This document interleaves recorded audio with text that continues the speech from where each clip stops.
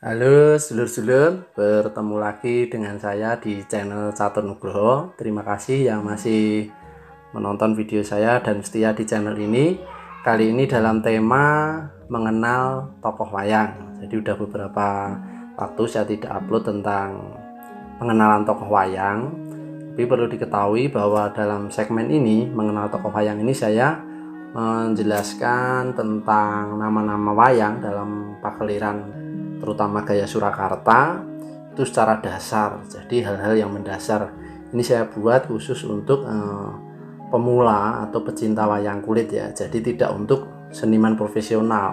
Kalau untuk seniman profesional saya pastikan banyak yang sudah tahu. Jadi informasi ini semoga bermanfaat bagi adik-adik atau mungkin masyarakat umum yang memang ingin mempelajari tentang wayang kulit secara umum. Jadi pada segmen kali ini saya akan membahas tentang pengenalan tokoh Punokawan ya. Ini salah satu tokoh yang cukup populer juga dalam pakeliran. Jadi dalam pakeliran itu ada istilah Punokawan, itu terdiri dari 4 tokoh ya. Terutama dalam hal ini adalah Punokawan Pandawa. Yaitu ada yang pertama ini Semar. Nah, ini Semar. Semar ini wujudnya seperti ini. Kalau pembahasan saya secara detail tentang Semar ini sudah ada di video saya sebelumnya, dilihat aja, pasti ada mengenal tokoh yang Semar itu ada, saya bahas secara detail.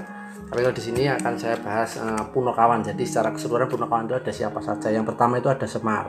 Nah, Semar itu bentuknya seperti ini. Nah, ini bentuknya ya, bulat seperti ini. Cara berbicaranya ya nah kira-kira seperti itu. Ini namanya atau Dosonomo, istilahnya setiap satu tokoh itu punya lebih dari satu nama. Itu Semar, Ismoyo, Bodronoyo, Noyontoko, Janggan Semorosanto, Dudo Manamunung, dan masih banyak lagi. Tempat tinggal dia di Padepokan Karangkadempel. Dia mempunyai seorang istri bernama Dewi Kanastren. Senjatanya itu entut ya, jadi kentutnya ini luar biasa sakti. Dan Semar ini sebenarnya adalah Dewa Ngejowantah atau dewa yang turun ke bumi kemudian menjelma menjadi inilah Semar. Selanjutnya Semar ini punya anak. Nah, ini juga bagian dari Punokawan. Anak yang pertama bernama Nolo Gareng. Nah, ini juga lurah ya, lurah Nolo Gareng ya. Bentuknya seperti ini, ciri khasnya. Matanya kero ya, matanya kero, kemudian tangannya ini ceko, kakinya ini gejik. Nah, ini ciri khas Gareng itu seperti ini, badannya kecil. Ini nek dengan gaya Surakarta cara ngomongnya wah pilih wah opole, tapi kalau Serakinan wah opole anggap mopo. Nah, kira-kira seperti itu.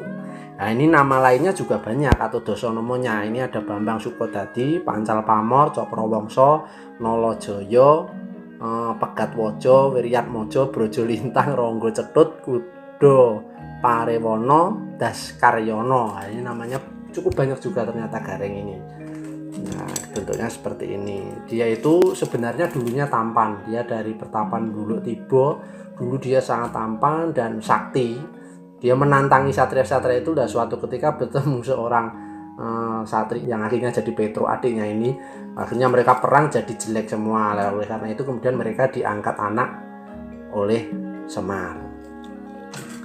Kemudian anak yang nomor 2 ini ya, ini juga bagian dari Punokawan, namanya adalah Petro. Nah, Petro itu bentuknya seperti ini. Dia tinggi, posturnya tinggi, hidungnya panjang, tangannya panjang, kakinya panjang. Ini ciri khasnya Petro, berjalan seperti ini. Dan ya cara ngomongnya biasa saja, tidak ada ciri khas, ngomongnya biasa, ngomongan dalang itu ya omongan si Petro ini. Nah, dia juga ada Dosonomo atau istilahnya nama lain dari Petro. Itu yang pertama Ronggung Jiwan, Kantong Bolong, Dawolo, Jengglong Joyo, Wel Geduwel Beh, Tong Tong Sot, dan yang terakhir Suro Gendilo. Nah, ini dia tempat tinggalnya di Pecukilan. Dia punya istri bernama Dewi Ambarwati. Nah, inilah yang waktu mudanya itu dia bertemu dengan tadi si Gareng itu bertengkar, berkelahi sampai wujudnya mereka rusak menjadi seperti ini dan dilerai oleh Semar, kemudian diangkat menjadi anaknya. Ini wujudnya seperti ini. Petro ciri khasnya, dan dia mempunyai senjata petel. Ciri khasnya Petro itu senjatanya petel. Selanjutnya anak yang terakhir dari Semar atau Punokawan yang terakhir yaitu adalah Bagong. Nah, ini Bagong. Wujudnya seperti ini ya. Salah satu ciri khas Bagong itu ya matanya bulat dan mulutnya itu ndumble istilahnya. Mulutnya Bagong tuh kalau berbicara ya apa ya terus mulutnya ya juga harus dimuemek gitu istilahnya biar suaranya bisa kecekel. Nah, kira-kira seperti itu. Nah, ini Dosonomo atau nama lain dari Bagong ini ada Bawor, ada yang menyebutnya juga Kecepot dan lain sebagainya. Tapi kalau di Solo terkenalnya Bagong, kira-kira seperti itu. Dan dia itu lahir atau tercipta dari bayangan Semar. Jadi waktu itu sepengetahuan saya ya, nanti kalau salah dikoreksi saja. Ketika Semar bersama Manumoyoso, Semar itu ingin meminta teman. Nah, akhirnya oleh Manumoyoso bayangan si Semar inilah dipujo, didungake, terciptalah Bagong ini. Kira-kira seperti itu tadi.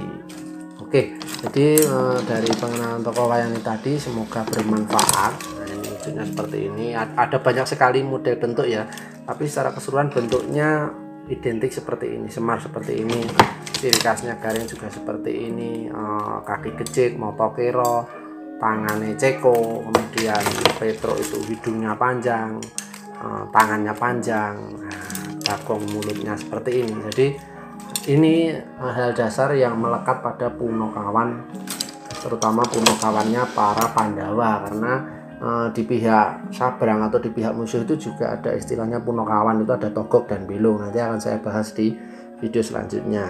Oke, terima kasih yang sudah menonton sampai selesai, semoga bermanfaat. Kalau ada salah dan kurang saya mohon maaf.